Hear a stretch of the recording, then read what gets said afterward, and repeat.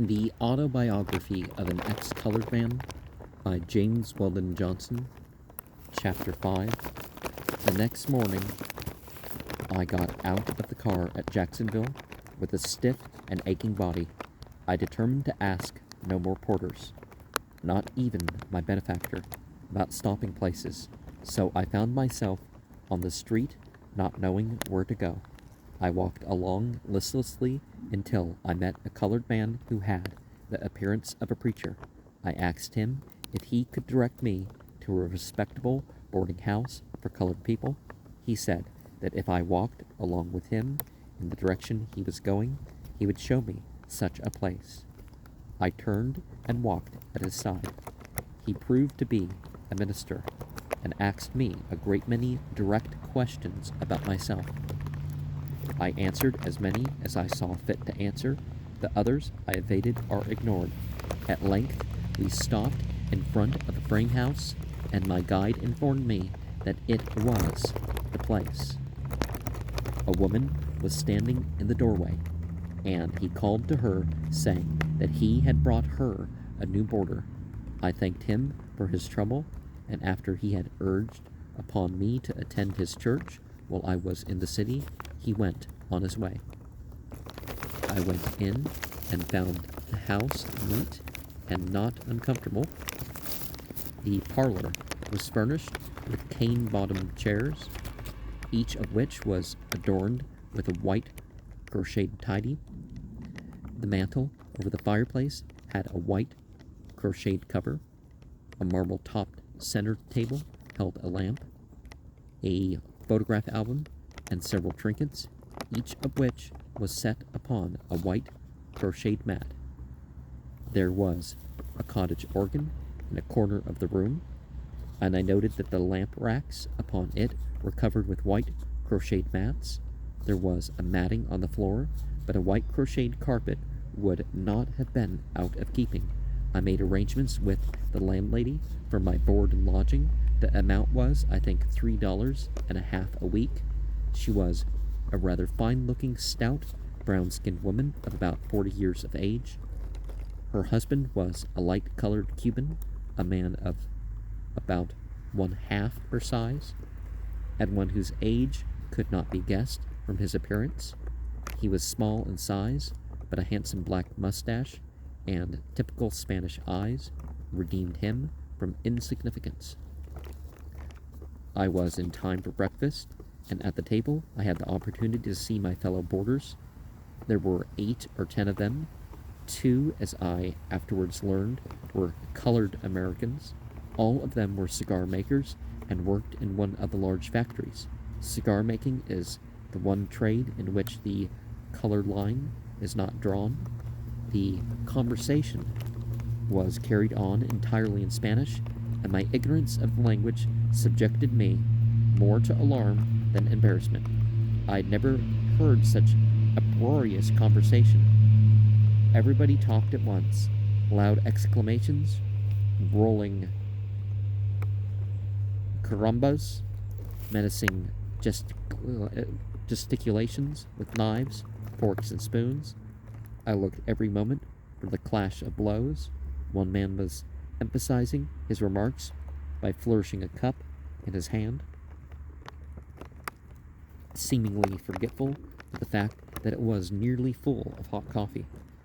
He ended by emptying it over what was, relatively, the only quiet man at the table except myself, bringing from him a volley of language which made the others appear dumb by comparison.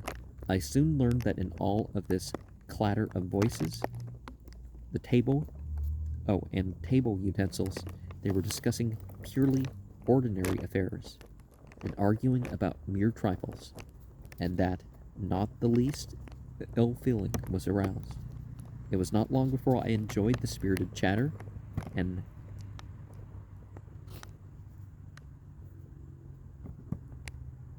badinage at the table as much as I did my meals. And the meals were not bad. I spent the afternoon in looking around the town. The streets were sandy, but were well shaded by fine oak trees, and far preferable to the clay roads one or two public squares with green grass and trees gave the city a touch of freshness. That night after supper, I spoke to my landlady and her husband about my intentions. They told me that the big winter hotels would not open within 2 months. It can easily be imagined what effect this news had on me. I spoke to them frankly about my financial condition and related the main fact of my misfortune in Atlanta. I modestly mentioned my ability to teach music and asked if there was any likelihood of my being able to get some scholars. My landlady suggested that I speak to the preacher who had shown me her house. She felt sure that through his influence I should be able to get a class in piano. She added, however, that the colored people were poor and that the general price for music lessons was only 25 cents. I noticed that the thought of my teaching white pupils did not even remotely enter her mind. None of this information in my prospects looked much brighter. The husband, who up to this time had allowed the woman to do most of the talking, gave me the first bit of tangible hope.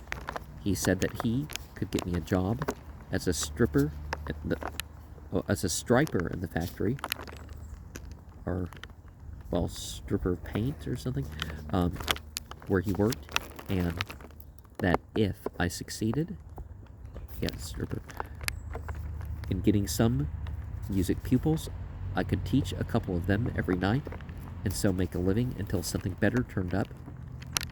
He went on to say that it would not be a bad thing for me to stay at the factory and learn my trade as a cigar maker, and impressed on me that for a young man knocking about the country, a trade was a handy thing to have.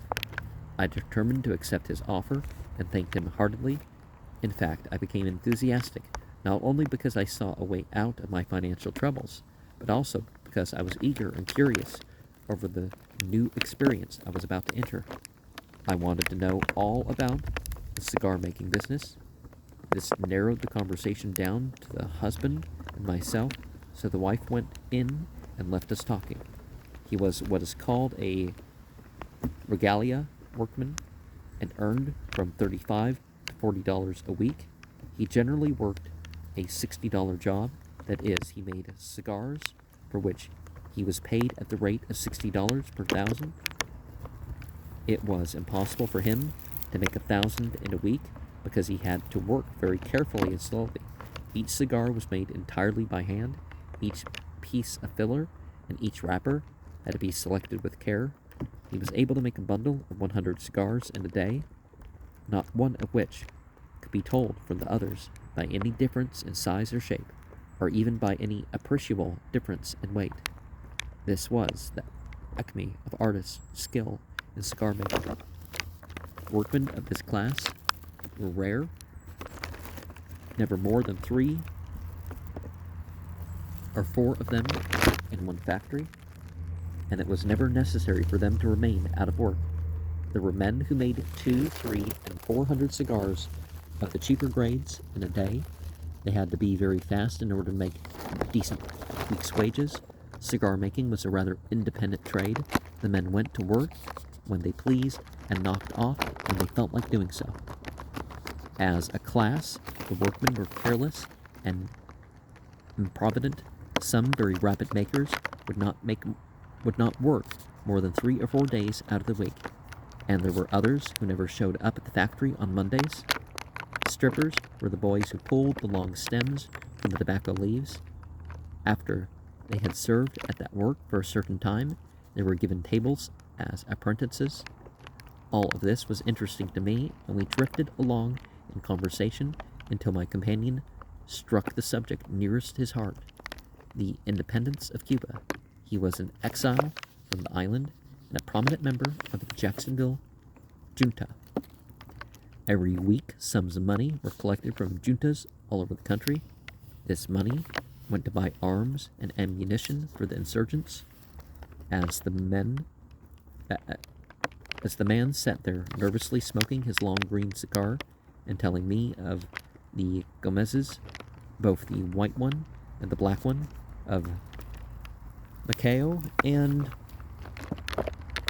bandera, he grew positively eloquent.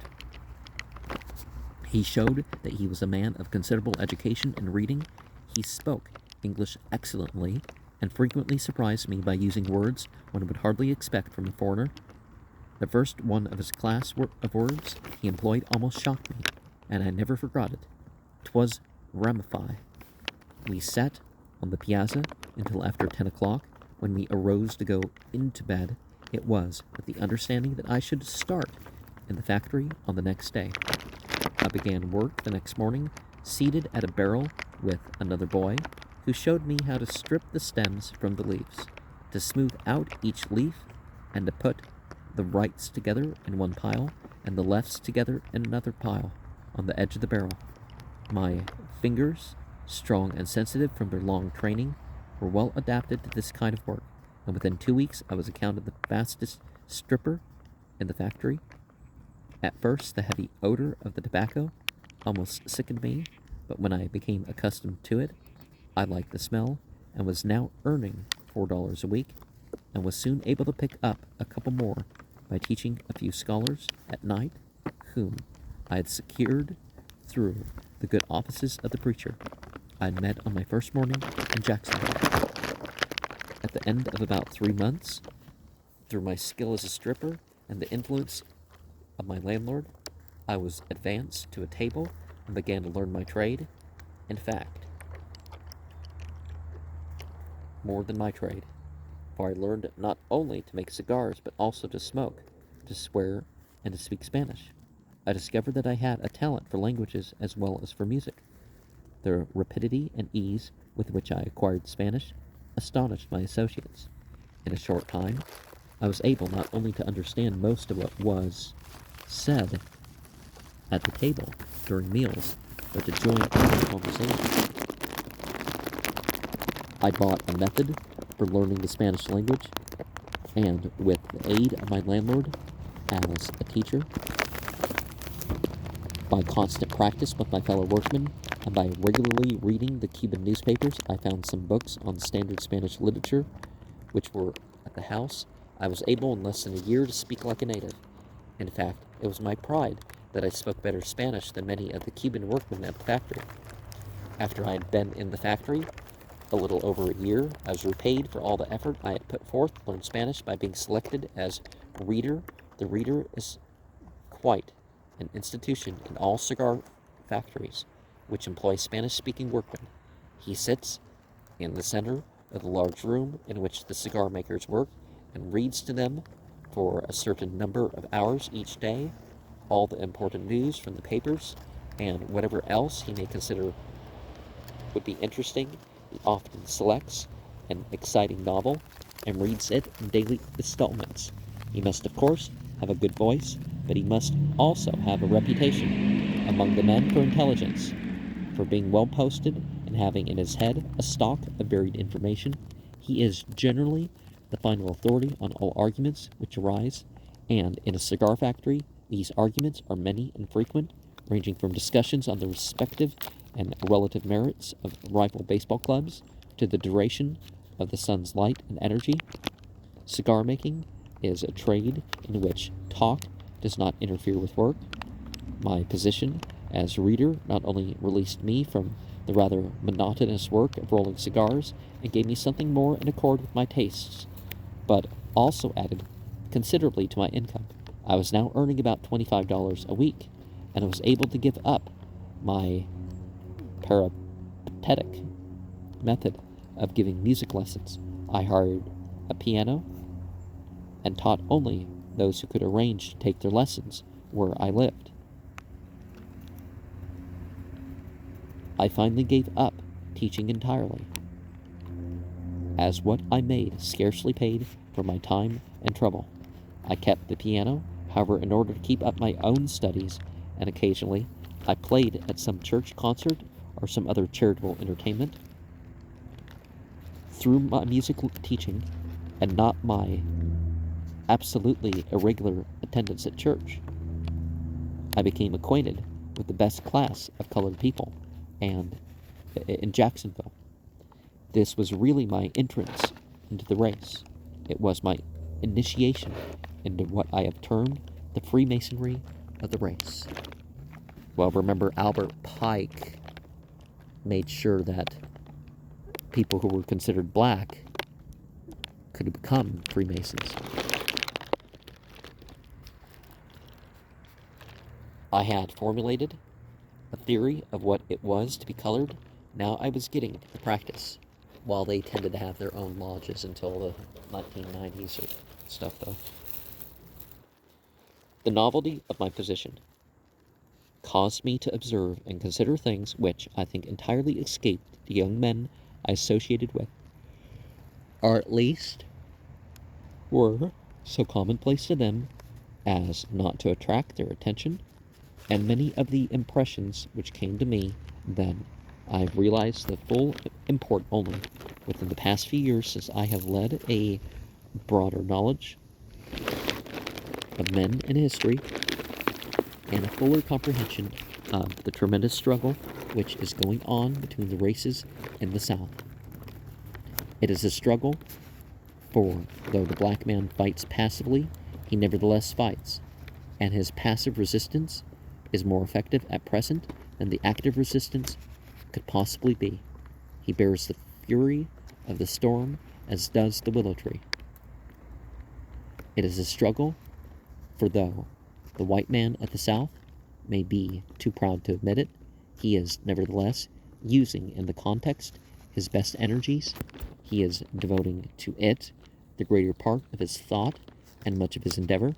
The South today stands panting and almost breathless from its exertions, and how the scene of the struggle has shifted.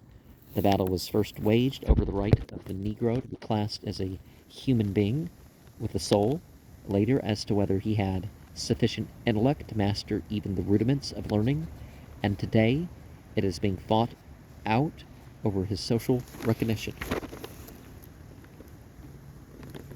I said somewhere in the early part of this narrative that because the colored man looked at everything through the prism of his relationship to society as a colored man, and because most of his mental efforts ran through the narrow channel bounded by his rights and his wrongs, it was to be wondered at that he has progressed so broadly as he has. The same thing may be said of the white man of the South. Most of his mental efforts run through one narrow channel. His life as a man and as a citizen, many of his financial activities, and all of his potential activities are impassably limited by the ever-present Negro question.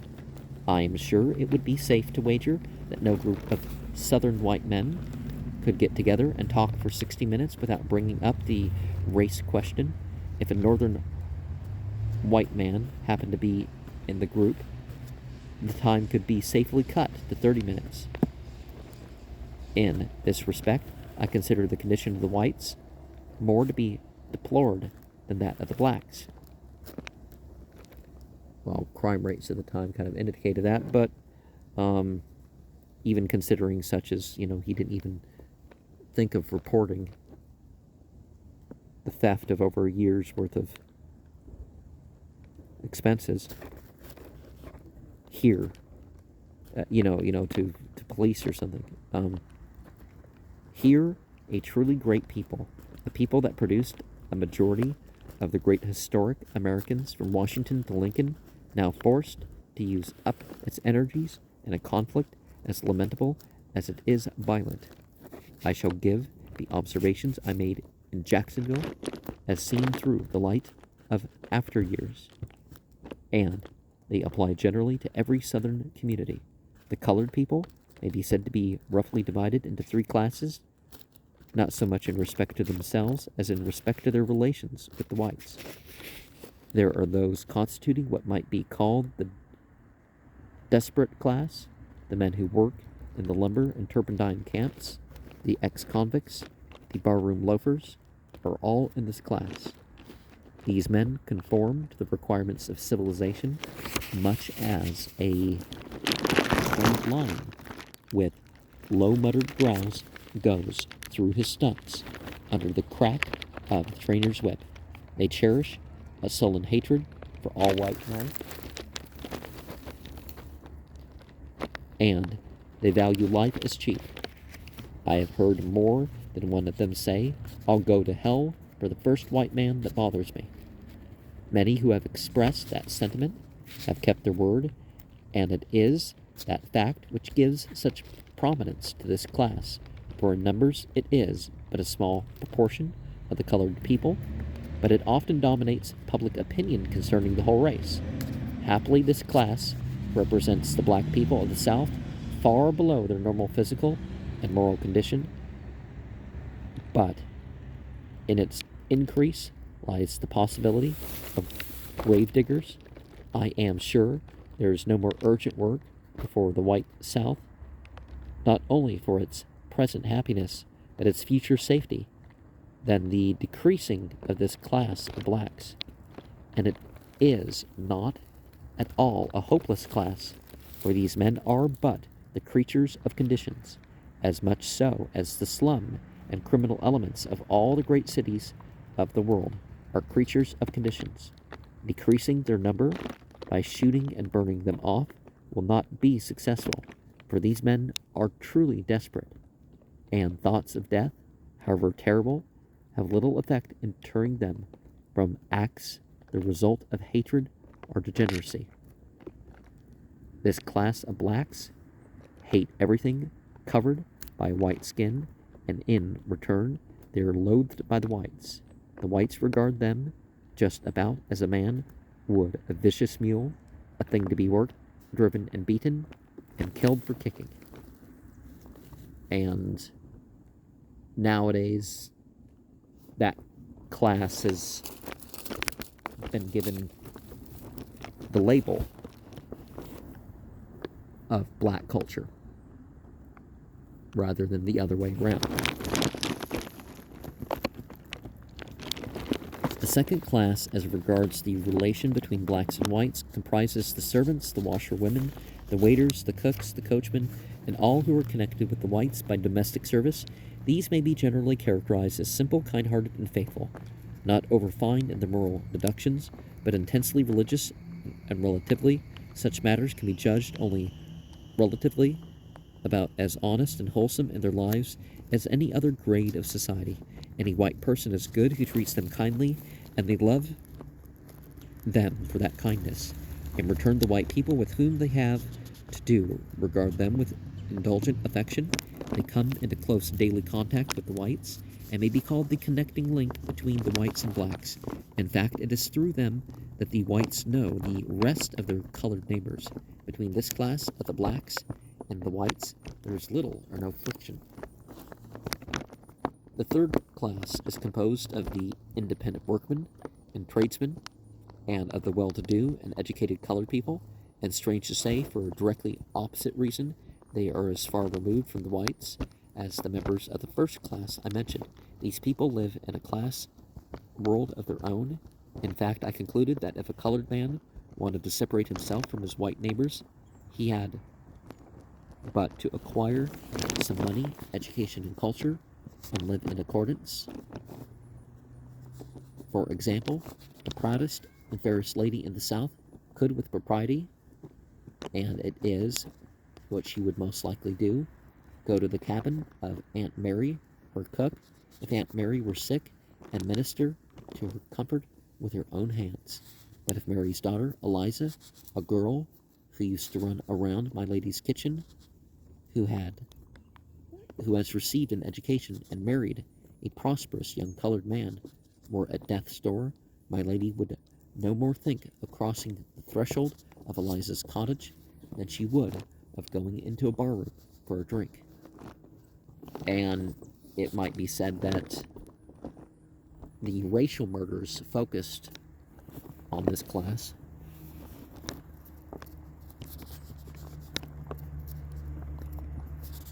I was walking down the street one day with a young man who was born in Jacksonville but had been away to prepare himself for a professional life.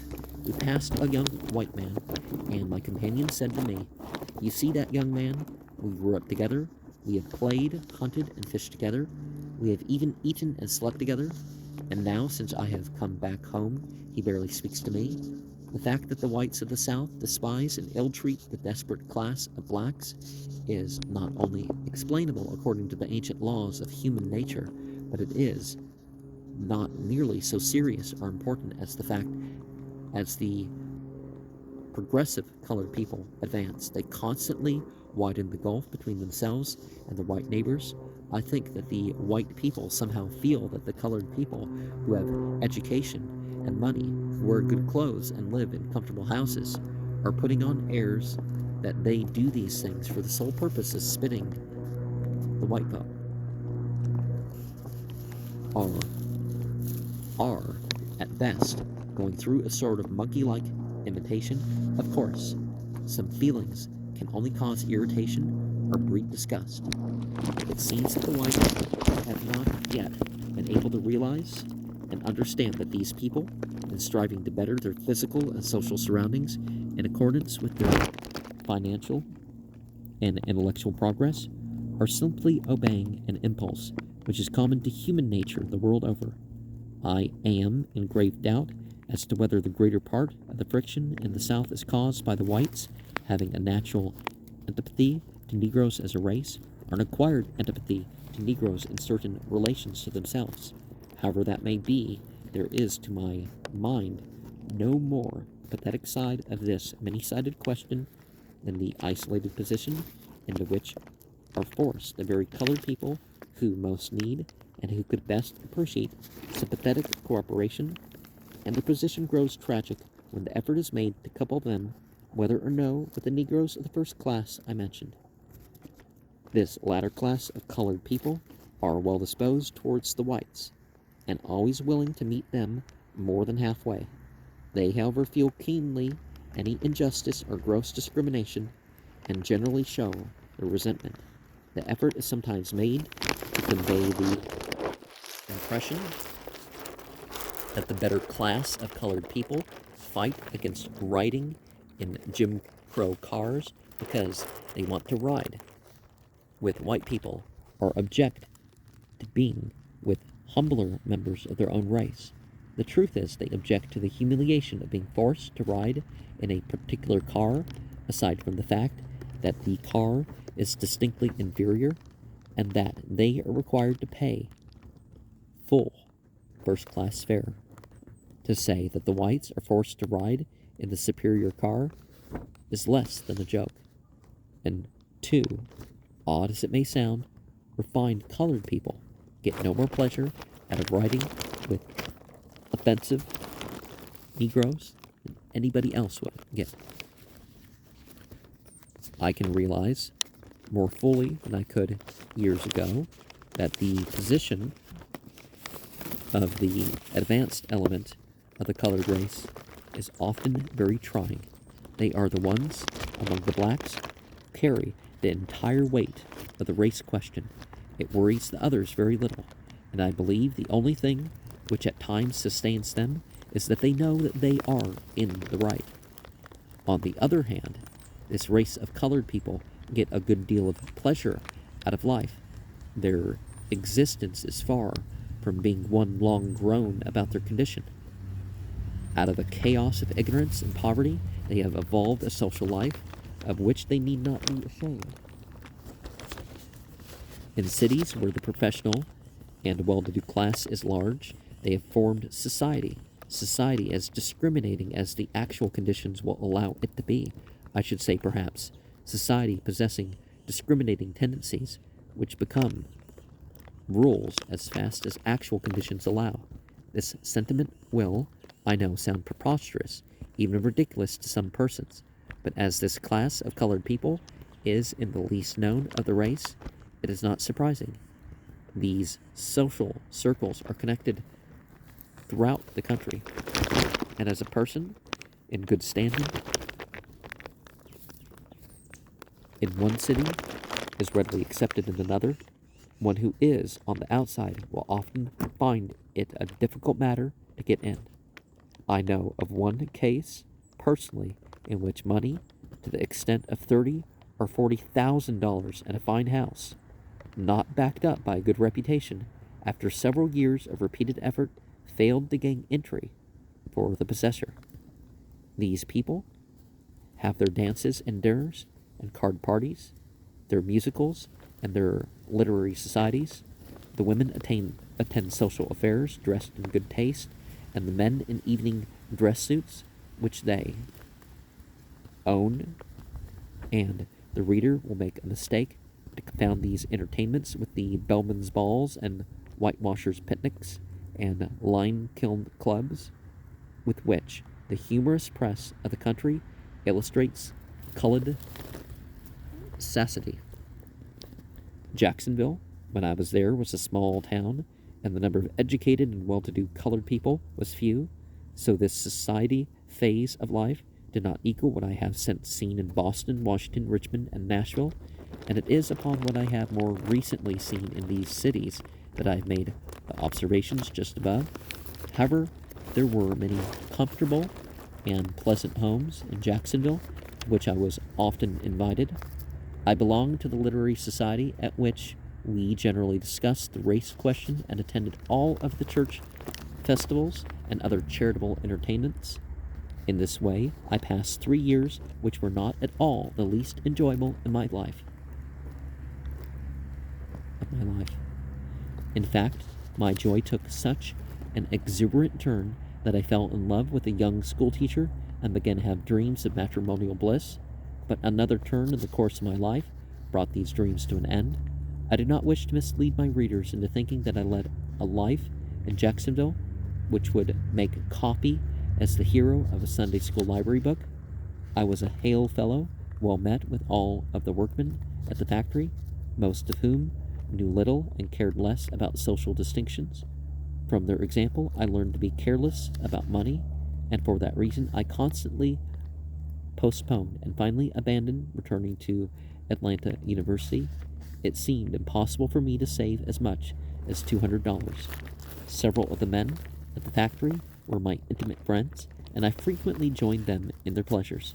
During the summer months, we went almost every Monday on an excursion to a seaside resort called Pablo Beach. These excursions were always crowded. There was a dancing pavilion, a great deal of drinking, and generally a fight or two to add to the excitement. I also contracted the cigar maker's habit of riding around in a hack on Sunday afternoons. I sometimes went with my cigar maker friends to public balls that were given at a large hall on one of the main streets. I learned to take a drink occasionally and paid for quite a number that my friends took, but strong liquors never appealed to my appetite. I drank them only when the company I was in required it, and suffered for it afterwards. Which means one should just say, hey. On the whole, though I was a bit wild, I can't remember that I ever did anything disgraceful, or, as the usual standard for young men goes, anything to forfeit my claim to respectability. At one of the first public balls I attended, I saw the Pullman car porter, who had so kindly assisted me in getting to Jacksonville. I went immediately to one of my factory friends and borrowed $15 with which to repay the loan my benefactor had made me. After I had given him the money and was thanking him, I noticed that he wore what was, at least, an exact duplicate of my lamented black and gray tie. It was somewhat worn, but distinct enough for me to trace the same odd design which had first attracted my eye. This was enough to arouse my strongest suspicions, but whether it was sufficient for the law to take cognizance of, I did not consider. My astonishment and the ironical humor of the situation drove everything else out of my mind. These balls were attended by a great variety of people. They were generally given by the waiters of some one of the big hotels, and were often patronized by a number of hotel guests who came to see the sights. The crowd was always noisy but good-natured, and there was much quadrille dancing and a strong-lunged man called figures in a voice which did not confine itself to the limits of the hall. It is not worth the while for me to describe in detail how these people acted. They conducted themselves in about the same manner as I have seen Other people at similar balls conduct themselves. When one has seen something of the world and human nature, he must conclude, after all, that between people in like stations of life there is very little difference in the world over. However, it was one of these balls that I first saw the cakewalk. There was a contest for a gold watch to be awarded to the hotel head waiter, receiving the greatest number of votes. There was some dancing while the votes were being counted. Then the floor was cleared for the cakewalk. A half-dozen guests from some of the hotels took seats on the stage to act as judges, and 12 or 14 couples began to walk for a sure enough, highly decorated cake, which was in plain evidence. The spectators crowded about the space reserved for the contestants and watched them with interest and excitement. The couples did not walk around in a circle, but in a square with the men on the inside. The fine points to be considered were the bearing of the men, the precision with which they turned the corners, the grace of the women, and the ease with which they swung around the pivots. The men walked with stately and soldierly step, the women with considerable grace. The judges arrived at their decision by a process of elimination. The music and the walk continued for some minutes, then both were stopped while the judges conferred. When the walk began, again several couples were left out. In this way, the contest was finally narrowed down to 3 or 4 couples. Then the excitement became intense. There was much partisan cheering as one couple or another would execute a turn in extra elegant style. When the cake was finally awarded, the spectators were about evenly divided between those who cheered the winners and those who muttered about the unfairness of the judges. This was the cakewalk in its original form, and it is what the colored performers on the theatrical stage developed into the prancing movements, now known all over the world, and which some Parisian critics pronounced the acme of poetic motion. There are a great many colored people who are ashamed of the cakewalk, but I think they ought to be proud of it.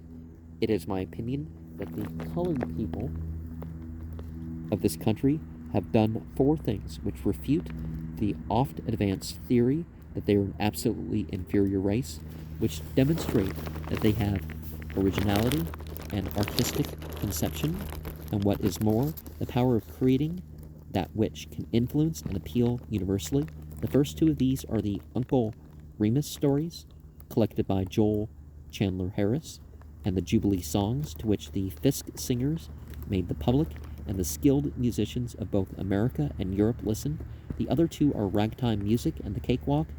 No one who has traveled can question the world-conquering influence of ragtime, and I do not think it would be an exaggeration to say that in Europe, the United States is popularly known better by ragtime than by anything else it has produced in a generation. In Paris, they call it American music. The newspapers have already told how the practice of intricate cakewalk steps has taken up the time of European royalty and nobility. These are lower forms of art, but they give evidence of a power that will someday be applied to the higher forms. In this measure, at least, and aside from the number of prominent individuals the colored people of the United States have produced, the race has been a world influence, and all of the Indians between Alaska and Patagonia haven't done as much. Just when I was beginning to look upon Jacksonville as my permanent home, and was beginning to plan about marrying the young schoolteacher, raising a family, and working in a cigar factory the rest of my life, for some reason, which I do not now remember, the factory at which I worked was indefinitely shut down.